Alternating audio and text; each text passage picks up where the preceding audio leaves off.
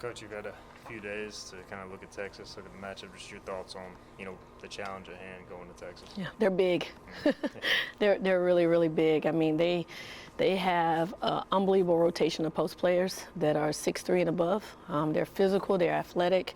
They really get after on the offensive boards. That's our biggest concern, is being able to box them out and limit them to one shot. They got some guards that can shoot it. Obviously, they get after it defensively just as we do. So it's going to be a challenge, but it's going to be a good challenge. Can you compare them to anybody y'all face this year, or is it just tough to do that? I think it's a variety. I think defensively, they're very similar to Houston. They're out in the passing lanes. They'll pick us up full court man.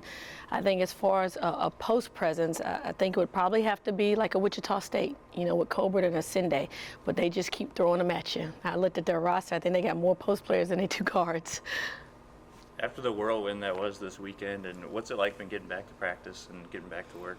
Yeah, so yesterday it was, we were a little rusty. We hadn't been on the court since Thursday night, and just tired, sore, over the last 3 days. So yesterday was about knocking the rust off, just trying to get up and down the floor a little bit, get some shots up, getting some layups going.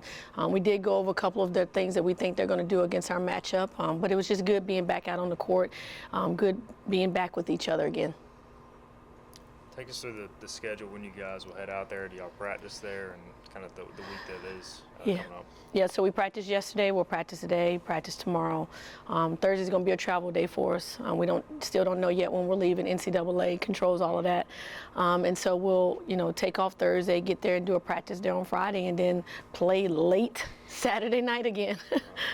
Have you reached out to maybe other coaches or other people who kind of just been through this process to kind of just get a sense of what it will be like? Yeah, I did it as a player, and I did it several times at Georgia and at Cal.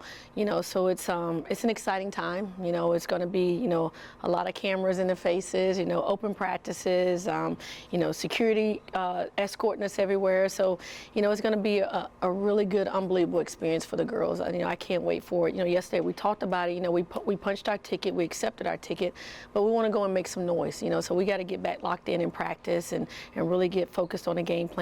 Coach Corey has a scout, so he'll have us very well prepared, and we just got to go out and execute the game plan. You mentioned all the extra stuff. How do you keep from that kind of being a distraction? Because that's totally new from league play. Yeah, it definitely is. It's we've had two young ladies that's been in this situation. That's Micah Dennis when she was at Oklahoma State, and Kimora Jenkins at Georgia. So for everybody else, I think the first couple of days, eyes are going to be wide open. But we got to just keep them locked in.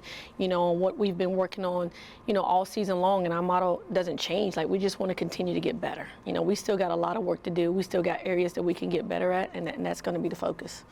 You've obviously looked at the tape by now. What is the University of Texas environment like? Are there fans? Do they pack it in? Is it loud and crazy? Or what are you getting into there? Yeah, it's going to be crazy. They got a new arena down there. I would expect thousands and thousands of fans. I've been to Austin, Texas before, and their fans are just as supportive as the Pirates are. So I expect it to be very loud in there, very crazy, but a great atmosphere. I told the girls, this is what you came here for. This is what you came here for, to win championships and to be able to play in the NCAA tournament. You guys, I don't know if you'll use it as a rallying cry, but being picked 11th, obviously as underdogs, can you use that again going on the road? I'm sure a lot of people pick Texas to win. Will you try and use that as motivation, or do you even have to? Yeah, we talked about it a little bit yesterday. I found an article, in the USA Today that said, we're one of the four people that they consider a Cinderella team.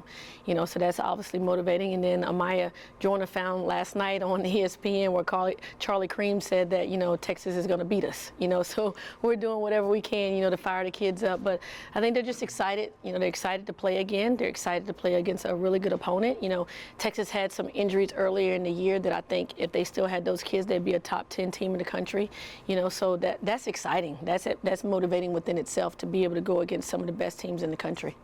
You guys had a bunch of time off before the tournament, and now you got, I guess about a week or even more this time too. Did you learn anything during that break that can help this time around? Yeah, I tell you what we did during that break was we did a lot of special situations. We do about maybe an hour of practice and then spend the last 30 minutes of just breaking down. There's 3 minutes left to go, tie game, 8 seconds left to go, we're down one, just a lot of different scenarios. And I really think that helped us in the American championship game, in all the games, of the girls just understanding in these certain situations expectations, what we need to do, where the ball needs to go, what type of defense we need to play, and I think it really helped us down the stretch.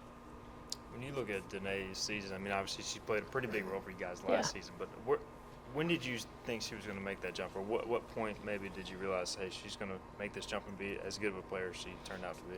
Yeah, well, when we got her off the portal last year, we had, really high expectations for her. Obviously, she had a rough season with losing her grandmother and then breaking her hand. And for our system, especially defensively, it takes kids a while, to get used to it, but we felt like she was a perfect fit with her athleticism, with her ability to score the ball, and just this last off season in the spring, like when April, May, I mean, she stayed here all summer, stayed in the gym and is still in the gym, was in here yesterday morning with Coach Corey at 8 o'clock in the morning. So she's a gym rat. She wants to get better.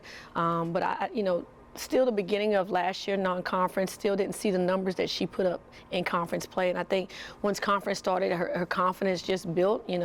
Obviously the coaching staff has a lot of confidence in her and her teammates do too. But, for me, I always tell her, like, be a complete player. Like, you can affect the game in so many different ways, as you saw in the conference tournament. Tulane was face guarding her. She kind of struggled against Houston. And my thing to her is, you can rebound the ball, you can defend. If your offensive game isn't going, you can give us a whole lot of other things, and she definitely can be a complete player. And she has an extra year left. Yep. Do you know if she's coming back, or is that kind of a postseason thing y'all talk about? Now, she told us back in November she's coming back. All right. So we're excited about that. Coach, you talked about this job. When you took this job over here, you talked about wanting to bring positive attention, and here you are right now. How's it making you feel to see the positive attention you're getting? Man, I've gotten so many emails, so many text messages, not only just about, the play that we're doing on the court, but just what my kids are doing in the community, what they're doing in the classroom, how they're carrying themselves. And to be honest with you, those emails mean more to me than anything. Just the positivity that they're giving off in the community, the role models that they are for young kids and also young boys, that just tickles my heart, because that's, for me, like, I came here to win championships, definitely, but my ultimate goal is to develop young women, to get them really ready for the real world, to be positive influences. And I think we're doing that. I think we've been doing that. And just winning just makes it even extra special. Is that your motto? Go along with family? Is that kind of where it all stems from? Definitely. I mean, we talk about, life all the time. We talk about, when you leave here, we talk about developing relationships. We talk about learning how to talk to people, how to communicate to people. And I just think, they're going to be ready for the real world. Not completely, because they don't pay bills right now. They're college athletes that are, getting these stipends and things every month. But, I just want to be prepared for the real world. And I've gotten so many emails just talking about, like, how well they speak, how articulate they are, how they're always saying thank you, and to me, that's what it's all about.